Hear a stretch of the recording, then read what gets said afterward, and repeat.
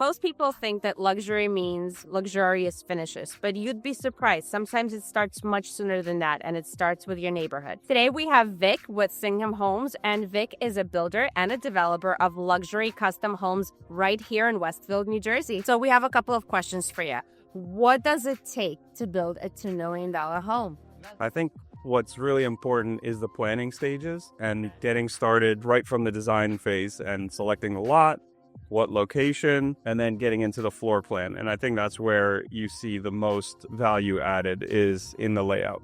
Oh, interesting. Not so much the finishes, right? In the actual bones of the home. Yes. Are there trends that you're noticing that buyers are kind of asking for and are becoming more popular? Yeah, there's definitely a few that everyone is asking for. One of those is the in-law suite on the first floor. Yes, that's So guest bedroom with an attached full bath is super important. And then when you do that, it's nice to also have the powder room separated from there. Yes, absolutely. Very often they're together. And I feel like if you do have an in-law living with you, they want privacy. They want to have their own bathroom. Will this house have a powder room? This has a powder room separated from the guest bedroom. Nice. Ensuite bath. Nice. What else? And then I think one of the biggest trends now is health and wellness. So people are asking for not only gyms, but tranquil spaces like yoga rooms, as well as in the shower themselves, almost like a spa-like experience. So whether that's steam showers, dry saunas, and now even cold plunges. So you have to make space for all of that. Oh, I love that. Okay, we are definitely spending so much more time at home, and taking care of our health is the most important thing. So you've been doing this for a little while now. What are some of the craziest requests you have received from your buyers? I think it goes back to the basement again, and whether that's a movie theater, building underneath the garage is becoming a lot more standard now. Wow. One of the ones that we've done is actually building underneath the outdoor patio. And so you can connect the spaces so that the basement feels even more large. So if you had 400 square feet in your patio, you can actually add that to your basement.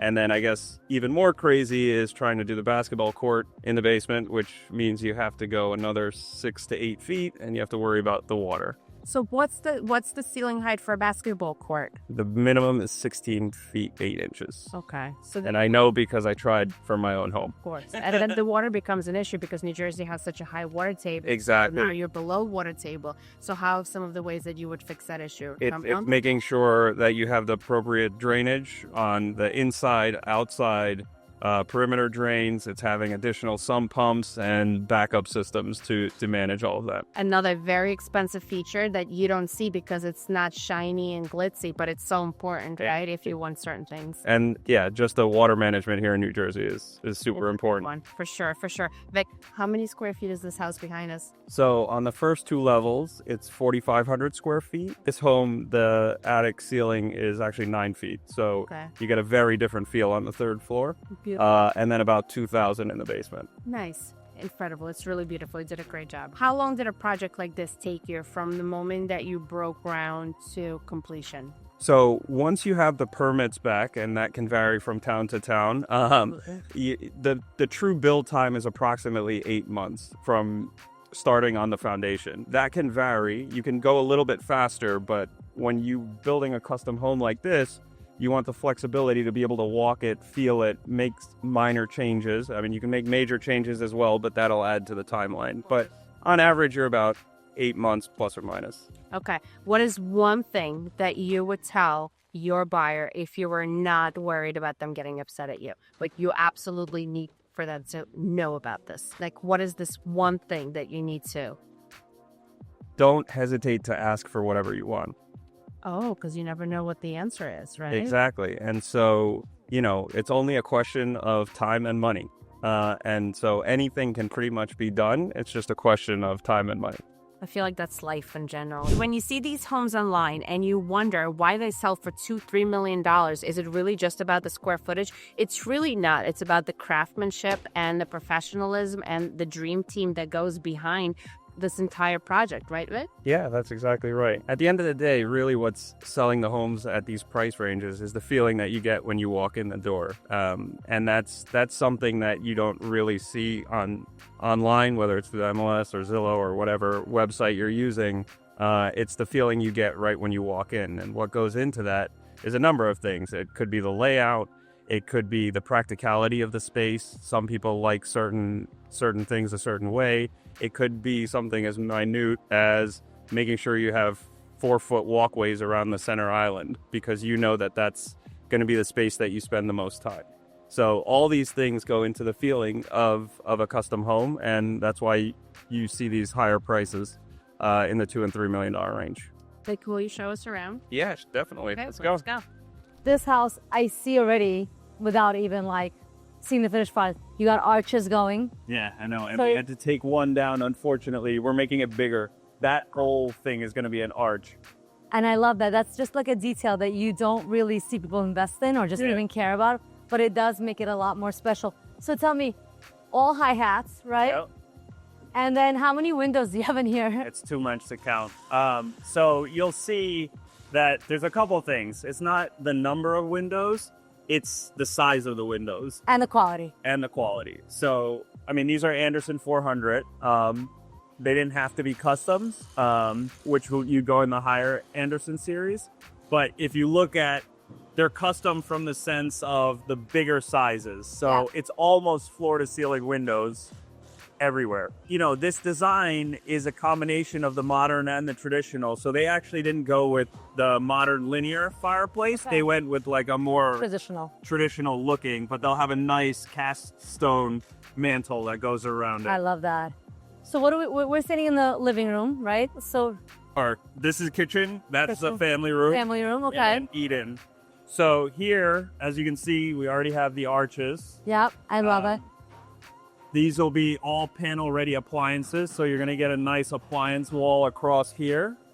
And then you're gonna have your stove and exhaust all built into the cabinetry. And then that setup over there might look weird now, but that's the hidden pantry. So it's gonna look like a cabinet that gets you into the... Okay, so it's just gonna be like a regular door. You're gonna open it thinking you're just opening up a pantry, but you're gonna look walk like, in. You're gonna feel like you're opening up the cabinet door. So Yeah. it's gonna look like the rest of the kitchen. But you're gonna be able to walk You're in. gonna be able to walk. And are you gonna do it? Is there gonna be? I see outlets, so like maybe a coffee bar. So there will be a countertop across Okay. that's fairly large. So yes, the appliance garage and the coffee bar will actually go in this tower. I here. love an appliance garage. So it's here, and we're gonna go with, instead of the appliance garage this way, it's gonna be the custom cabinet doors that go out like this and then slide back in. I love it. I love it. I've seen a lot of those. I love it. That's a really nice feature. These two beautiful arches, and then you have this huge staircase. Yep. And so that's, again, the feeling of going to a third floor versus going to an attic. When you have the continuous staircase that runs from the third floor all the way down to the basement, it gives you a much more luxurious feel. What kind of railings are you putting on?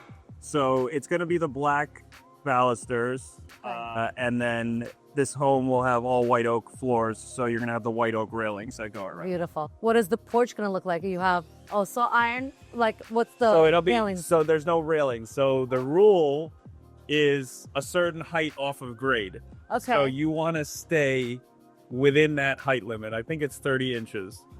So as long as you do that, you don't need to put the railings in and take away from the aesthetic. Oh my God, I love it. So this is the bathroom. So how many people could shower here? 14? I think so. Like, this is insane. Okay, so this is So now all the things you were talking about. we're calling it the car wash. Okay. So there's 8 independent controls here. So 4 and 4. So you have the rain shower. You have the regular shower, which has 2 independent functions. So you can run them at the same time or independently. Okay. Then you have the jets, which are, they're all independent. So you can turn them on one by one. So there's like the long,